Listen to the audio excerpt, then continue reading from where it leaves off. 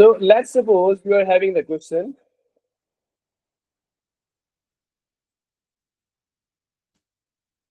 Pseudocode that define array age of 30. That input age and print their age.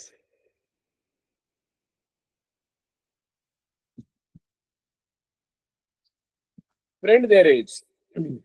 Okay. So first of all, we have to be declared. First of all, how many variable that we needed? कितने variable हैं जिसकी हमें need है? ठीक है. तो सबसे पहले तो हमारे पास 1 till 30 हमने करना है ना. 1 till 30. तो एक वेरिएबल ले लेंगे. लेट्स सपोज इंडेक्स ले लें, काउंट ले लें, कुछ भी ले लें. तो हमने काउंट ले लिया. काउंट. उसके बाद हमने क्या करना है? इनपुट करना है. क्या करना है? इनपुट क्या करना है? एज. तो एक वेरिएबल हम लोग ले लेंगे एज के नाम से भी.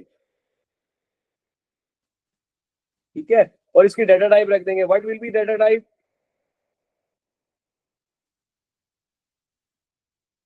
इंटीजर इसकी डाटा टाइप होगी. ठीक है सर. अच्छा, अब हमने किसको डिक्लेयर करना है? क्योंकि ये क्वेश्चन एरे का है तो हम एरे को डिक्लेयर करेंगे. डिक्लेयर. ठीक है जी. अच्छा, किसके नाम से है? वो कह रहा है जी एज के नाम से है. एज के नाम से ऑलरेडी मेंशन किया हुआ है इन्होंने. ठीक है. तो एज के नाम से हम लोग एरे ले लेंगे. आगे मेंशन करेंगे दिस इज एरे.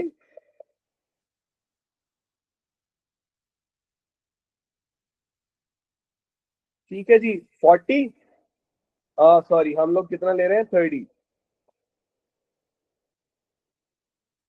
30. अच्छा, डाटा टाइप इसकी क्या है मेरा बेटा? Of integer. ठीक है बेटा. जो भी एरे की टाइप होती है, ठीक है, एरे की लेंथ डिफाइन करने के बाद हम लोग क्या करते हैं? एरे की लेंथ डिफाइन कर दी, उसके बाद हम लोग क्या करते हैं? उसकी डाटा टाइप डिफाइन करते हैं आगे. ठीक है जी. डिक्लेयर में उसको लिखना जरूरी होता है. अच्छा, लेट्स सपोज अब ये हमारे पास क्या है? For count. फॉर लूप से कर रहे हैं उसको पहले. Count 1 till 30. ठीक है. 1 till 30 चले. ठीक है. और लेट्स सपोज आपने कहा आउटपुट इंटर एजेस. आपने इनपुट की. ठीक है. एज. ठीक है. एज के अंदर हमारे पास जल्दी से बताएं वेरिएबल कौन सा रखेंगे जो 1 till 30 जाए? जल्दी से मुझे चैट बॉक्स में बताएंगे, because this is very important concept. First time ये हमारे पास 1 होगा, फिर सेकंड होगा, फिर थर्ड होगा एंड ऑल दैट.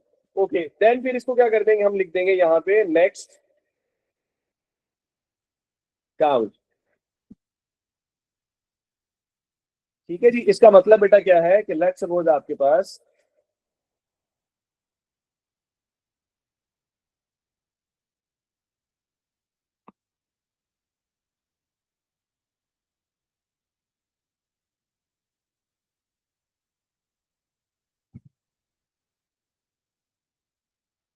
एक एरे है, नाम उसका एज है, और इंडेक्स कितने हैं?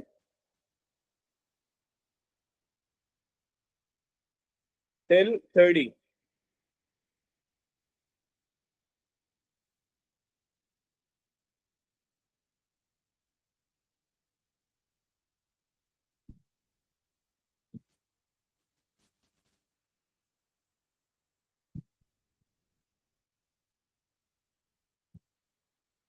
ठीक है जी.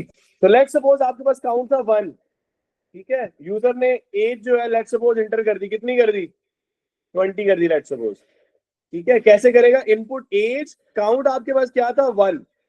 जब काउंट 1 पर होगा देन वो इंटर करेगा 20. ठीक है. उसके बाद क्या हो गया? लेट्स सपोज आपके पास हुआ नेक्स्ट काउंट. नेक्स्ट काउंट पहले 1 था प्लस 1. काउंट की वैल्यू क्या हो गई? 2 हो गई. फिर यूजर ने इंटर की. अब यहां पर भी जो यूजर इंटर करने जा रहा होगा, यहां पर भी यूजर जो इंटर करने जा रहा होगा काउंट के अंदर 2 होगा. 2 पे जाएगा और फिर क्या कर देगा? एज को इंटर कर देगा. Let's suppose 19. ठीक है सर. उसके बाद फिर क्या करेगा? फिर उसको अपडेट करेगा. नेक्स्ट पे गया, अब काउंट था 2, ठीक है, तो 2 + 1 हमारे पास क्या हो जाएगा, 2 + 1 3 हो जाएगा, काउंट हमारे पास हो गया 3, ठीक है। अब 3 का मतलब है कि ये यहां पर आ गया,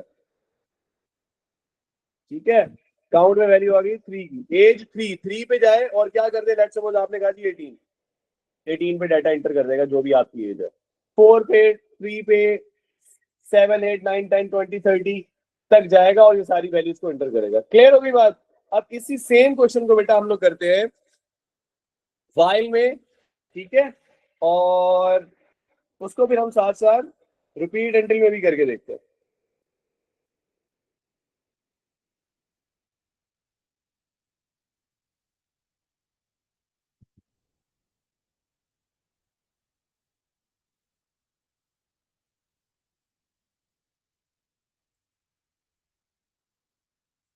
ठीक है जी, तो हम क्या करते हैं यहाँ पे बेटा मेंशन करते हैं,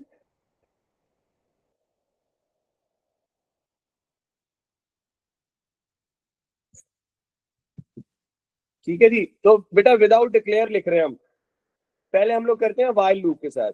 तो काउंट इज इक्वल टू हमारे पास क्या है, 1 till 30 लेना है ना हमने, लेट्स सपोज, ठीक है, तो काउंट हमारे पास क्या है 1, और वाइल से हम लोग ले रहे हैं इसको, तो हम क्या कंडीशन लिखेंगे, काउंट लेस देन और इज इक्वल टू 30 डू। उसके बाद हम लोग क्या कर लेंगे, आउटपुट इंटर एज, फिर हम क्या लिखेंगे, इनपुट, इनपुट में एज, और आगे क्या है हमारे पास, काउंट, काउंट लिख दिया। फिर हम क्या करेंगे, इसको अपडेट भी तो करना है, तो हम लिखेंगे count is equal to count +1, ठीक है जी। एंड में हम इसको क्या कर देंगे, एंड वाइल।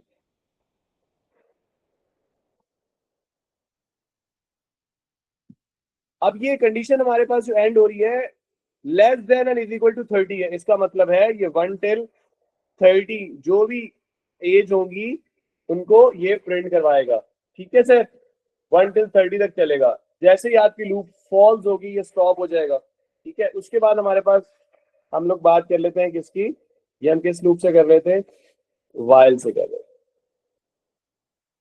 अब हम लोग बात कर लेते हैं किसकी, रिपीट की।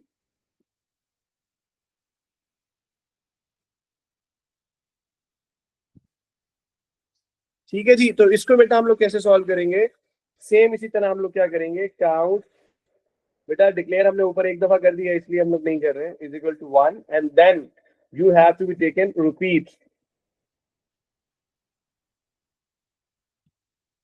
ठीक है जी। और फिर हमने क्या कहा, output integers, input as, और उसके अंदर काउंट हमारे पास आ जाएगा, काउंट, ठीक है जी। उसके बाद हम लोग इसको अपडेट कर देंगे, count is equal to count +1, ठीक है। कब तक चलेगा बेटा ये, अंटिल, जल्दी से मुझे कंडीशन बता दें, जल्दी से मुझे चैट बॉक्स में कंडीशन बता दें, कंडीशन क्या लगाएगी इधर, जल्दी से बताइए कि ये 1 till 30 प्रिंट करें, चैट बॉक्स में बताना है। एक देखिए बेटा, अगर हम करते हैं ना, ये देखें मैं आपको बताता हूँ, देखिए greater than and is equal to 30 करते हैं, तब हमारे पास क्या कंडीशन होती है, इसको देखें, या less than and is equal to 30 करते हैं तब क्या होगा, greater than is equal to 30 करते हैं, लेट्स सपोज ये बेटा 1 till, अच्छा देखें, अच्छा 1, इसने फर्स्ट टाइम जो है वो लेट्स सपोज कंडीशन जो भी एज थी वो इंटर करवा दी 1 पे, 2 पे, 3 पे, एंड सो इस तरह मूव करता जाएगा। आप इसको अगर लिखेंगे ना, greater than and is equal to 30, ठीक है, तो फिर इसकी वैल्यू क्या हो जाएगी बेटे, कंडीशन क्या हो जाएगी जब 30 पे आएगा, तो जब 30 पे आएगा तो कंडीशन ट्रू होगी फॉल्स होगी, काउंट इज इक्वल टू 30,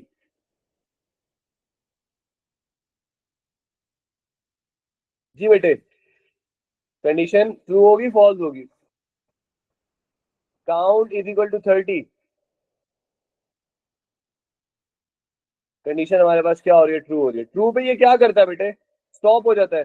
इसका मतलब है 30 को प्रिंट आउट ही नहीं करेगा, 30 टाइम एज को प्रिंट आउट ही नहीं करेगा।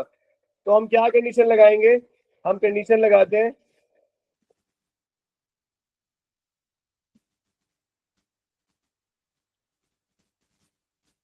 हम कंडीशन लगाएंगे ग्रेटर देन 30, कि ये 1 till 30 हो जाए, सारी एजेस को प्रिंट करे। उसके बाद ग्रेटर देन जब 30 हो, ग्रेटर देन 30 हो मतलब 30 से ऊपर चला जाए तो स्टॉप हो जाए।